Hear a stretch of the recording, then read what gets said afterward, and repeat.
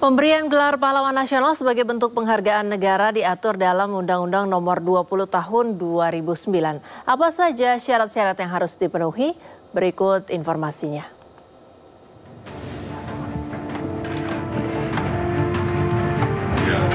Usulan Soeharto menjadi pahlawan nasional menimbulkan pro dan kontra. Nama Soeharto yang lekat dengan ABRI dan Golkar merupakan penguasa di masa Orde Baru yang kemudian dijatuhkan pada Reformasi 1998. Gelombang Reformasi 1998 menjatuhkan 32 tahun Orde Baru, lahir dengan tuntutan menghapuskan praktik korupsi, kolusi, dan nepotisme. Hal ini seolah bertolak belakang dengan makna gelar pahlawan nasional sebagai bentuk penghargaan negara. Pahlawan nasional merupakan gelar yang diberikan kepada warga negara Indonesia atau seseorang yang berjuang melawan penjajahan di wilayah yang sekarang menjadi wilayah negara Kesatuan Republik Indonesia. Selain itu, mereka yang gugur demi membela bangsa dan negara atau yang semasa hidupnya melakukan tindakan kepahlawanan atau menghasilkan prestasi dan karya bagi pembangunan dan kemajuan bangsa dan negara Republik Indonesia patut diberi gelar pahlawan nasional. Untuk mendapatkan gelar pahlawan nasional, ada sejumlah persyaratan yang harus dipenuhi. Hal ini diatur dalam pasal 25 dan pasal 26 Undang-Undang Nomor 20 Tahun 2009 tentang gelar, tanda jasa, dan tanda kehormatan. Berikut merupakan syarat-syarat umum dan khusus pemberian gelar pahlawan nasional.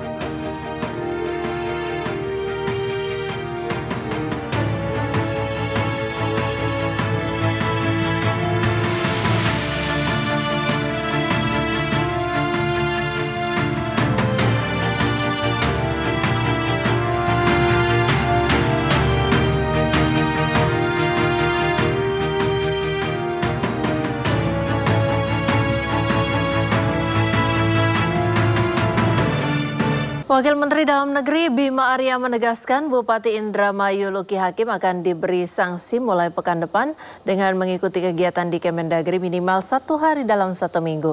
Sanksi ini merupakan buntut liburan Luki Hakim ke Jepang tanpa izin. Kementerian Dalam Negeri memutuskan untuk menjatuhkan sanksi dalam bentuk pendalaman mengenai tata kelola politik pemerintahan dalam waktu 3 bulan dan paling tidak 1 hari dalam seminggu Bupati Indramayu diwajibkan untuk hadir di lingkungan Kementerian Dalam Negeri. Pak Bupati Indramayu diminta untuk membagi tugas-tugas pokoknya sebagai kepala daerah dengan pendalaman tentang tata kelola politik pemerintahan di lingkungan Kementerian Dalam Negeri. Bupati diminta untuk hadir langsung ikut dalam kegiatan-kegiatan yang nantinya akan dilakukan di keseluruhan komponen yang ada di lingkungan Kementerian Dalam Negeri. Pak Bupati akan mengikuti misalnya kegiatan dan paparan dari Direktur Jenderal Politik dan Pemerintahan Umum, Direktur Jenderal Keuangan Daerah, Bangda, dan lain-lain. Jadi keseluruhan komponen dari Kementerian Dalam Negeri nanti akan memberikan materi dan meminta Pak Bupati untuk mengikuti itu dan tentunya dengan pengaturan antara tugas pokok beliau sebagai kepala daerah dan juga sanksi yang dijatuhkan. Kementerian Dalam Negeri juga meminta kepada seluruh kepala daerah untuk memahami ini, menjadikan peristiwa ini sebagai pembelajaran bagi semua bahwa cuti bersama itu adalah untuk rakyat dan bukan untuk pejabat. Kepala daerah adalah tugas pelayanan publik tanpa henti yang harus dipahami oleh seluruh kepala daerah.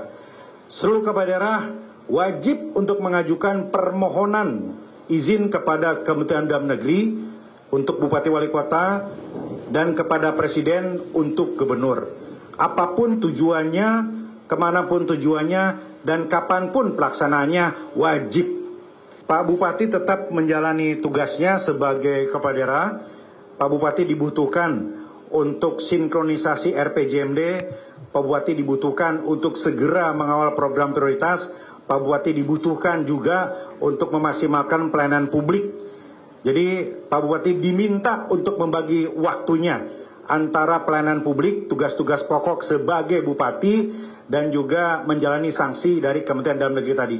Jadi paling tidak 1 hari dalam seminggu diminta kehadirannya di lingkungan Kementerian Dalam Negeri, dan nanti jadwalnya akan disusun oleh Pak Sekjen agar bisa ditaati dan dilaksanakan oleh Pak Bupati. Kapan sanksinya akan mulai? Minggu depan mulai berlaku. Ya, kami meminta Pak Bupati untuk mengatur keseluruhan waktunya dan sesegera mungkin dilaksanakan di hari pertama di minggu depan, artinya hari Senin. Kita beralih ke informasi selanjutnya, pemirsa. Nama Presiden kedua Republik Indonesia Soeharto kembali masuk ke dalam daftar usulan Kementerian Sosial sebagai pahlawan nasional. Namun usulan Soeharto menjadi pahlawan nasional justru menuai polemik. Masuknya kembali nama Presiden kedua Republik Indonesia Soeharto ke dalam daftar pahlawan nasional menimbulkan pro dan kontra. Dukungan datang dari pihak istana. Menteri Sekretaris Negara sekaligus juru bicara istana Prasetyo Hadi menilai tidak ada yang salah dengan usulan Soeharto menjadi pahlawan nasional. Menurutnya, sudah sewajarnya mantan kepala negara diusulkan sebagai pahlawan nasional. Prasetyo juga mengutip pernyataan Presiden Prabowo Subianto yang menilai prestasi Indonesia saat ini tak luput dari kebijakan para pendahulu.